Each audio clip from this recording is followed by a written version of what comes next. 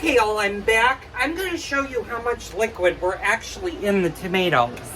And it's a lot. That's all liquid. All of my tomato peels that need to be processed a second time that'll actually make the sauce is in the smaller bowl.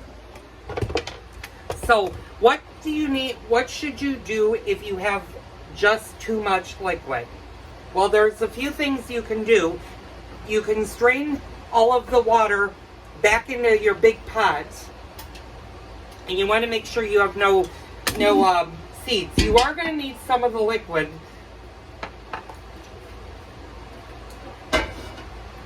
for the tomato sauce, and I'm just going to rinse my pot out. And what we're going to do is we're just going to take some of this tomato sauce out of the pot, because otherwise you're going to be boiling it for a very long time to get it down.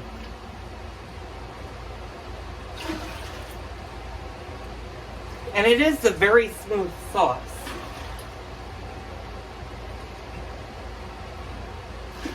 Now make sure to reserve that, because you may need it for the next portion.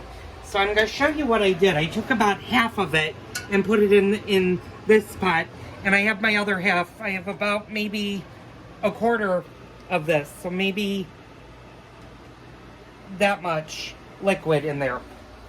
Now what we're going to do is we're going to run our mill through again with all of our tomato peels. We took most of the liquid off. There's still quite a bit of liquid in here that's going to come out. But now what we're going to do is we're going to start processing this to make it thicker. So I'm going to show you what we're going to do. I'm going to just take my wooden spoon, and I'm going to put all of this. And you want to be very careful, because you don't want any of the peels now into the pot. You want to keep those separate. So just gingerly. And last year what happened is I sneezed really bad, and I got half in, and I had to start the whole thing over. So you're just now going to, and I'm going to move you guys over so you can kind of see this, is you're just going to process your tomatoes. And like I said, if you have the electric, I'm going to actually turn that off for a second so I'm not screaming. If you guys have the electric tomato press, twice is all you need to do. And that will take all of the skins, seeds, and it'll give you the sauce that you need.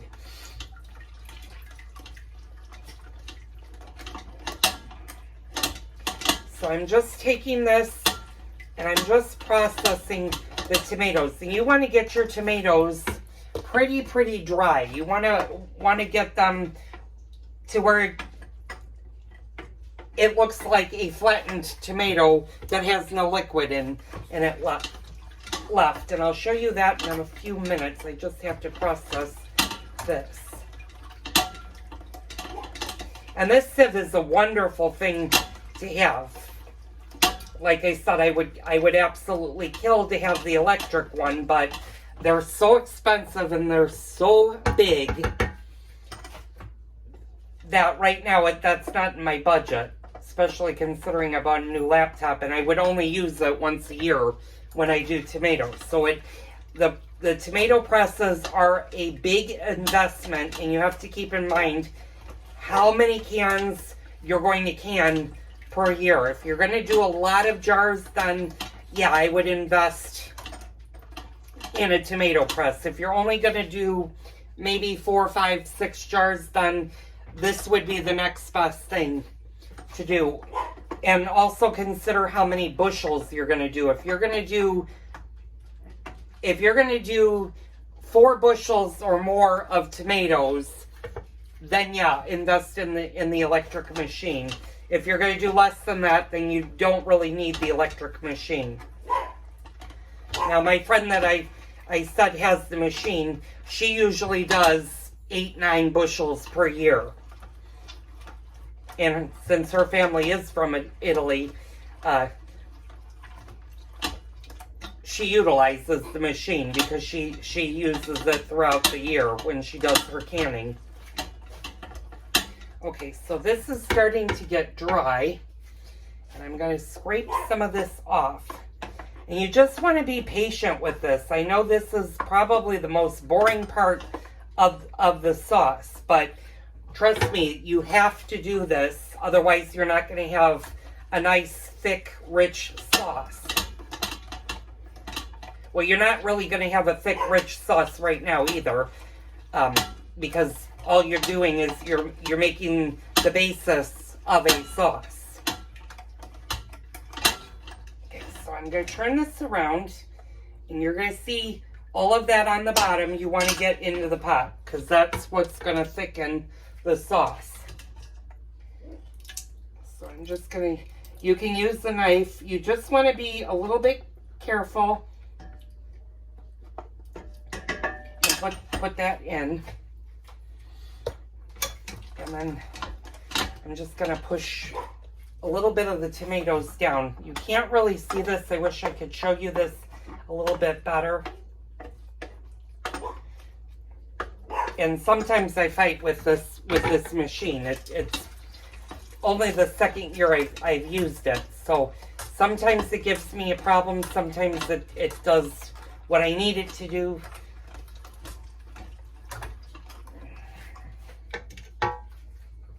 If you have an electric machine, let me know in the comments below, because I'll be really envious if any of you guys actually have the electric machine. And let me know where you bought it if you do have one, because like I said, that is on my bucket list to get.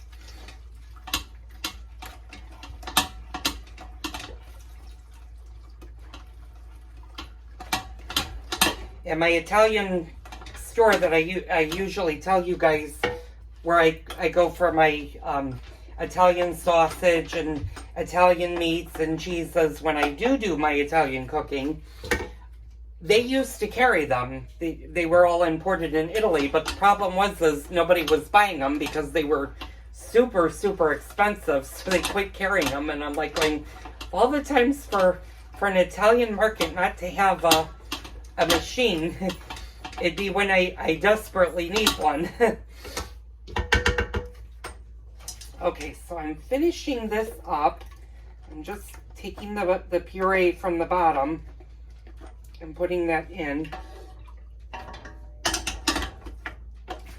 And this is starting to get thin, and I'm going to kind of show you guys a little bit of that. So I'm going to add a little bit more tomato to this and process. There's not a lot of tomato. You'd be surprised at how little a pint actually makes. It doesn't make a whole bunch. Not a pint, I'm sorry, a half bushel. If I did the full bushel, I'd have probably twice as much of this, which is why I said this in the long run is not going to make that many quarts. I might get 4, I might get 5 quarts of this.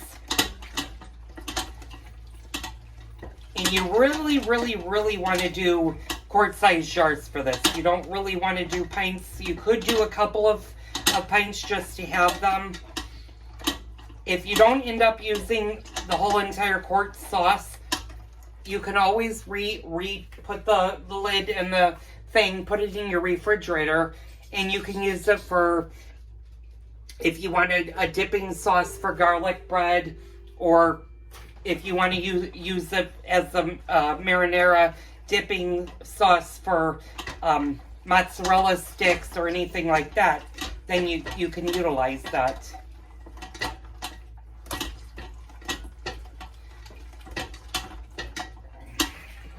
So I'm just going to continue on with this. I'm going to stop the video so you guys don't have to see this entire process. I'll be back once I get everything done, and we'll get going on the next step.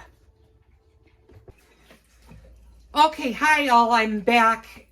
It's taken me over an hour to process that, and I got tired. I don't think I processed enough, but I'm going to show you how much sauce is actually there. This is the smaller of the two, and I'm going to do comparison. This is only up to here. So that's how much sauce a half bushel will actually make. I'll be honest with you, it is not worth the effort to do just a half a bushel. If you're going to do it, do a bushel or more. Now, I am going to add, I did decide to add this because it does have some stuff. So this is going to get to the top. I'm going to put this off to the side so you guys can see it. Now, this needs to boil, and it needs to boil a long while. This needs to boil for at least, I would say, a good hour, maybe even longer. We'll see. It is a smooth sauce. I didn't get any of the peelings in, but how thick it's going to be, I have no clue. So we're going to just let it go and boil it. It is quite smooth. Now, if you do have an electric tomato press, it probably is a lot easier to use that than a manual one. Manual is just, it's really hard to do, and you could see how much sauce I'm actually going to have. That's going to be the sauce, and it has a lot of liquid in it, so I don't know how thick this sauce is actually going to become until I actually start to boil it down. I'll be honest with you, would I ever do just a half pint next year? No, I'll do at least a bushel, if not more, because the amount of time that it took me just to do the half bushel, a little bit more time, and I could double the amount of sauce. So I would say, you know, if you're going to do this as a learning tool, start with a half a bushel. But if you really want to do it and you want to have a lot of jars over winter, get a full bushel and deal with it from there, because it's just not, that was a lot of effort. I've literally been standing on my feet for well over 2 hours now. So, sorry, that was me venting a little bit, and I do that sometimes here. So what you're going to do is you're going to let this boil. Maybe cook it down just a little bit. If it has a lot of liquid in it, boil it down just a little bit. You need it to be a rolling boil, and you want to keep it at a rolling boil when you put it in your jars.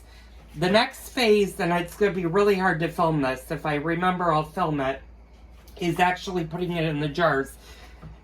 As soon as you fill one jar up, you need to put the lid and the band on. Make sure it's really tight. Turn it upside down. Put it on your table and put a blanket over it, because they need to process for 24 hours like that. You don't need to can it. They don't need a water bath. This is the boil method. Since the sauce is going to be boiling hot, it already will be cooked. So you don't need to worry about, oh, do I need to process the jars for additional time? For the sauce, you don't. For the peeled tomatoes, you do, because you don't actually cook the peeled tomatoes. So, I'll be back probably in a good hour, maybe an hour and a half, and let you know how the sauce is coming. And I'll actually show you how to count the sauce. So, be back in a few. Okay, I'm back for a minute. It's almost 6 o'clock and the sauce hasn't even started to boil. I did notice that the sauce had so much liquid in it, and because I didn't get as much of the thickener that I need to thicken the sauce. Edward, I'm going to hit you with the spoon if you bark one more time. Knock it off. I had to add a little bit of canned tomato sauce to this. Normally I wouldn't do that, but this is an Italian can that came from Italy that has no salt, and you really won't notice the difference, but that will actually give my sauce a little bit of the thickener that it needs. Otherwise, I would have had to have boiled quite a bit of liquid off of it. This should only need to boil for maybe an hour once it starts boiling. And you, again, like I said, you want to continuously boil this. And you really want to make it as thick as possible without boiling all of the liquid off. You want a nice thick sauce, but this did thicken quite a bit when I added the 2 cans of tomato to it. Live and learn. Like I said, last year when I did this, I didn't just do a half bushel. I did the equivalent of 2.5 bushels. So probably next year when I can my sauce, or if I can any more sauce this season, I'll do the bushel, because the prep work and the cook time, yeah, it might be a little bit longer when it comes to doing the jars, but it's not, with all the work that I've put into it right now, it's not, I'm not happy with the end results. I will be now that I added a little bit more sauce to it to actually make it a sauce. And sometimes that's what you need to do. If your sauce is really, really, really watery, get a good jar of just tomato sauce with no salt added and add that to it. It will help thicken your own sauce. Is it cheating? One could say yes, one could say no. As long as it's a plain sauce, doesn't have any seasoning in it, nobody's going to be the wiser, and it will taste just like the homegrown tomatoes that you did. So, I'll be back in a while. I'm going to let this boil for a good hour. It's 6 o'clock. The clock's going to play. I'll see you in a bit. Okay, hi all. Welcome back. We're still doing the sauce. It's a little after 6 o'clock. There was one thing I forgot to mention with the sauce, is as it starts to gradually get up to boil, you're going to want to stir it once in a while, because all of your thicker agents have now dropped to the bottom of the pot. You kind of want to keep those going. Once it starts doing a rolling boil, you don't need to do that as much. And the sauce is going to take a little bit of time to get up to a boil. It's starting to slowly get there, but you just want to pull any tidbits that might be on the bottom up to the top so they don't burn to the bottom of your pot. Now, how long this has to cook is depending on how thick of a sauce you're trying to get. Since I added the cans a little bit earlier, and I did that off camera because I didn't want to do that on camera, it's pretty thick.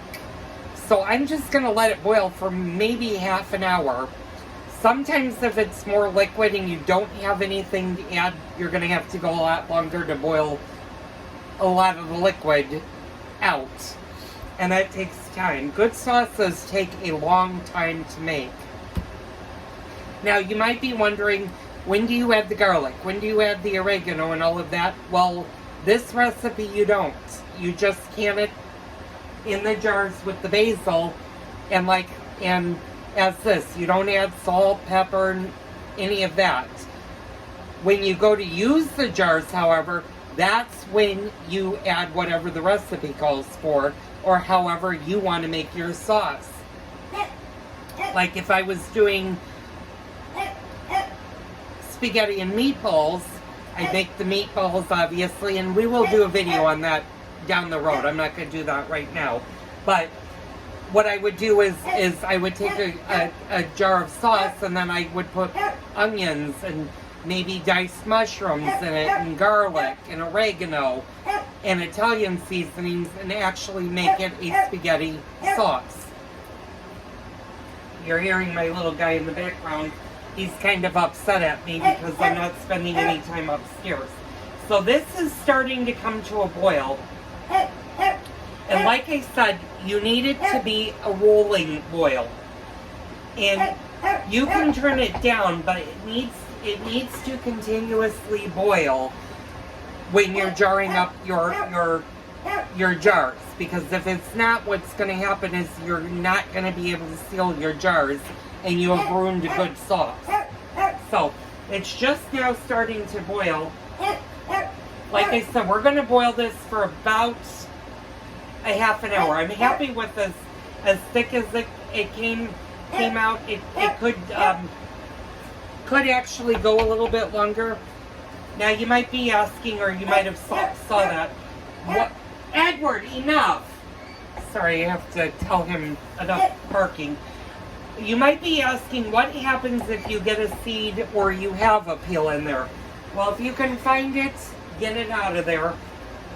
If you have a seed or two in there, it's not the end of the world. You don't need to scoop those out, and some of the jars that I did last year have more seeds than others. The mandolin, unfortunately, doesn't necessarily take every seed out. It takes the bulk of the seeds out, and every now and then I'll accidentally get a peel in there, and that's just life. If there happens to be a jar that has a peel, if I find it, I'll scoop it out. But do it that way. So this is now coming to a boil, and it's not quite at a rolling boil, meaning when I stir it, it's not continuously boiling. It has gotten up to the boiling point, and I'll show you that. You can see that, but it needs to be a continuous rolling boil. That means when you stir it, and I'm just going to take everything off the bottom, and you can see how thick it's getting. It's still going to be on the thinner side than normal, than what I normally make, and a lot of that has to do with the tomatoes. If the tomatoes are not fully ripened, or you don't have enough tomatoes, it will do that. And you just have to be patient with it. Unfortunately, I wasn't expecting that today, so that's why this got a little bit carried away. Now it's starting to come to a rolling boil. I'm going to let this cook for a half an hour, and then I will be back and we'll start jarring it, and I'll show you what that looks like. And then tomorrow I'll do a very short video on how they came out. You'll actually be able to see if all the jars sealed and stuff. So I'll be back in a half an hour. I'm going to let this boil for a while. I'll be back.